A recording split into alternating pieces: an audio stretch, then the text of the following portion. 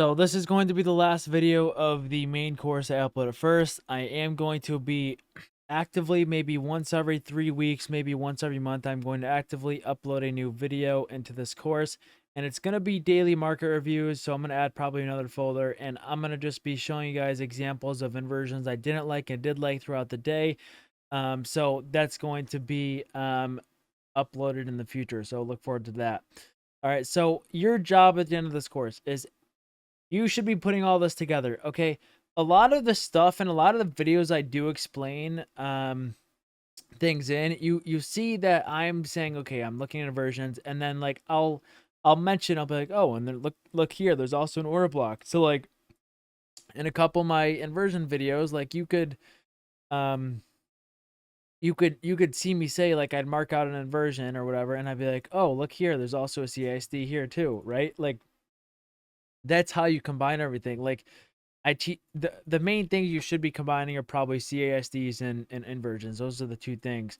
But I'll literally, like in my other videos, I'm pointing out, oh, there happens to be a CISD here as well, and it's not too complicated. I'm only kind of combining two or three things, but looking for a CISD or looking for a order block inside of inversion might be just another confluence which might help you. So again, you should start with locating market maker models plus liquidity. Okay, and what do I mean by you're not locating the market maker model? Okay. This is going to confuse a lot of people because it'll be like, how do I find market makers in live time? The main thing you're looking for is some sort of pool of liquidity and some sort of momentum or market structure break that goes towards that liquidity. You're not going into the market looking for, oh, how can I find accumulation, distribution, whatever, and find that curve. All you're looking for is some sort of draw that may be interesting. Okay, some sort of equal lows that may be very obvious. Like right now, we have equal lows in the hourly, right? And then that's when you wait for the setup to appear, which will probably translate into a market maker sell model if I had to guess. So it's not that you're looking for a market maker sell model or anything. It's you're looking for the liquidity pool, which is going to help you find the market maker model because there's probably going to be market maker to that liquid or market maker model to that liquidity pool at some point. So I actually may update this slide, but again, it's mainly liquidity you're looking for. That's the first thing. Okay. And then that will probably cause you to accidentally find a market maker model without you actually knowing it. So you should be thinking in terms of liquidity, not in terms of market maker buy or sell models. And you will find market maker buy models and sell models if you look for liquidity, if that makes sense. So again, refer to my liquidity pool slide. I use 95% of the time. I think I say 80%, but it's most of the time, whatever most is. Okay, so I only use obviously the main liquidity pools. I use the equal highs, equal lows, and then highs and lows inside of fair value gaps, data highs, data lows, relative equal highs, equal lows, and then LR. So obviously I already talked about that. And then again, you should be narrowed down to fair value gaps. Okay, you like I said, you're going to see textbook inversions or textbook order blocks inside inversions. That's as far as I would go. I would not use. You don't need to use volume imbalances. You don't need to use new day opening gap. You don't need to use any of that. The farthest I would go is using like an order block that kind of matches up with a fair value gap. But other than that, don't make it too complicated on yourself. Okay, I think a fair value gap is obviously and most clearly the most important PD array in the market. Okay. So these are just some extras for extra screen time. This thread is on my Twitter. It's just a super basic approach for inversion model as well. It does not go as in depth as I do in this video, in this course, obviously. So maybe click this link. And then here's a thread I made on data highs and data lows. If you're confused about it, this is just for more screen time and more examples. So I'll definitely review that if you're still getting confused. But if you're not confused about any of those, again, you don't need to click these, but again, they give you a little more screen time. Okay, some more examples, some more price examples, which is always important. Okay. All right, so examples of combining everything. All right, this can take screen time. Okay, it took me a year to combine everything, but I mainly start with finding it a market maker model. As I say, okay, I'm actually gonna update the slide and I'm gonna say liquidity because it's actually liquidity, and I look for some sort of chain to say delivery or some sort of inversion, and that's my basic setup. That's all I'm looking for. I'm looking for liquidity, which is usually market maker buy model or sell model, and then I look for that liquidity pool in the market maker model as I talked about. Okay, and like I said, your liquidity could be equal highs, equal lows, intermediate term high or intermediate term low, data highs or data lows. Just depends on the date. It's going to be more of these rather than these, or even London high or London low. Those are fine too.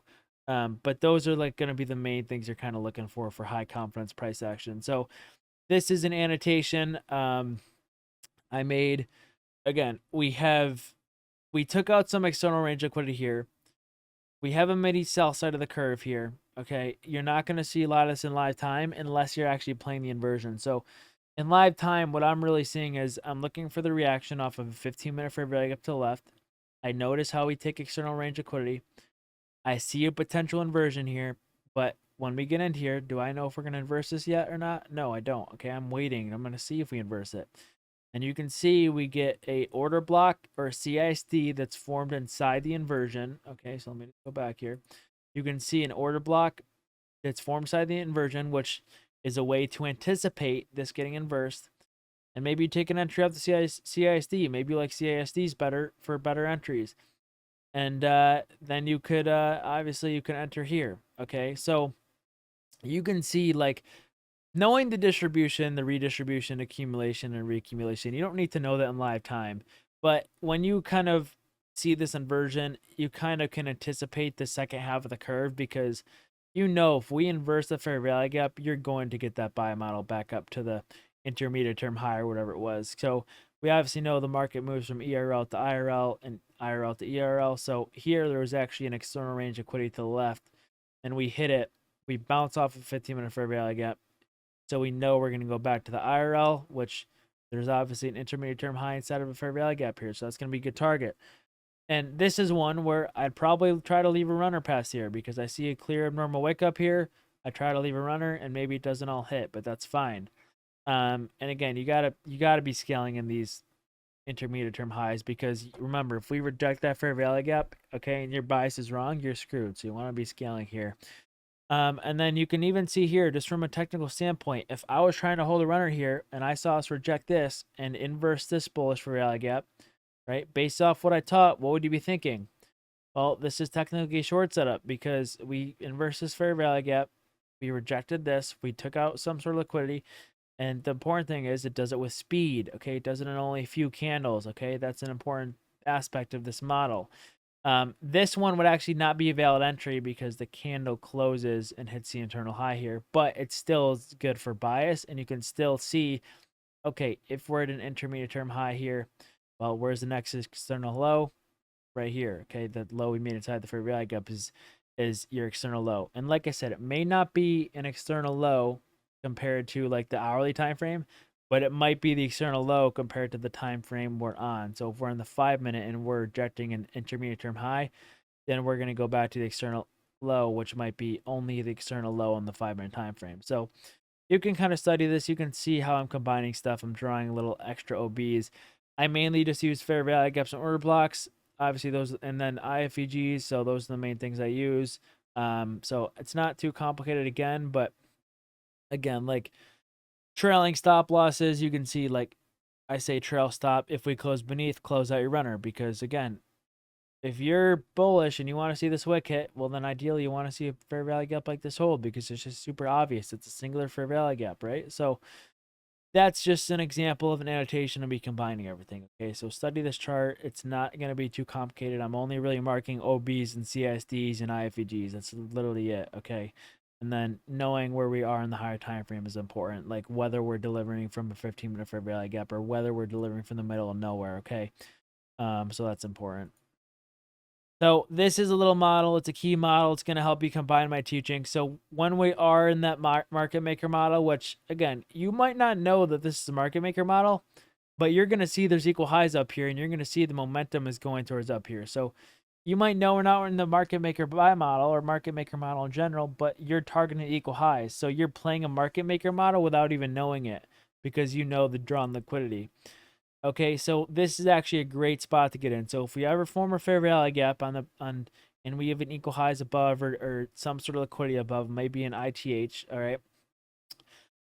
That first bounce of a fair value gap, if we get a liquidity sweep and then come back into the fair value gap, take out the low that first bounced, that can be a very good long. Okay. And again, you're going to have to study price to find this, but this is actually called inducement according to the ICT. So it's like the first type of people along here, and usually this is actually before a kill zone. Usually this is the kill zone manipulation leg. So usually this happens during 8:30 to 11 New York time, and that's when we get our little setup. And that's where this is where you should be looking for my inversion model or any other model. Okay, it does not have to be in the inversion model. It could be the 2022 model. Maybe you like that better.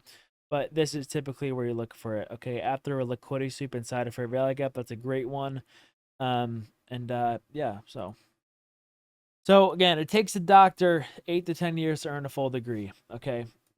Um, and just to become a certified doctor and respected doctor, it's not going to take you 6 months. Okay. It's just like in trading, it's not going to take you 6 months to master. This is literally my 4th year, and there's still some stuff I have to work on myself. Okay. Like it's not an easy journey.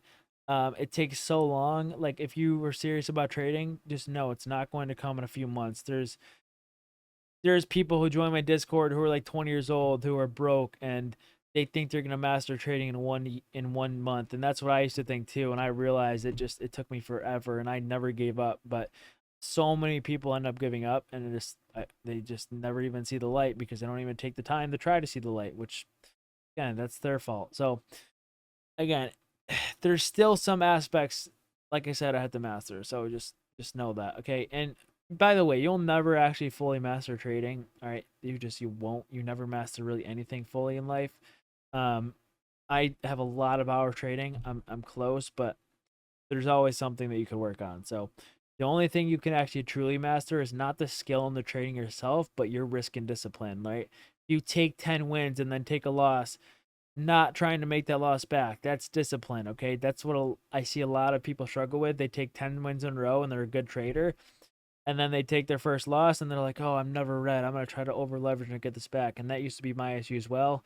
But you have to accept the red days, right? Okay, so again, it's going to take you a while. You're going to have those bad days. It happens sometimes. And just, again, you have to forget about it and move on, okay? And if you do break your rules, and you should have rules, then again, I would punish yourself, because if you can't follow your rules, how are you going to trade? Okay. Again, I kind of went over my rules. I do two losses a day, and I kind of go for 2 or 3 wins a day, and I'm done. Those are my rules. And I had these little mini rules like don't long with equal lows below, and don't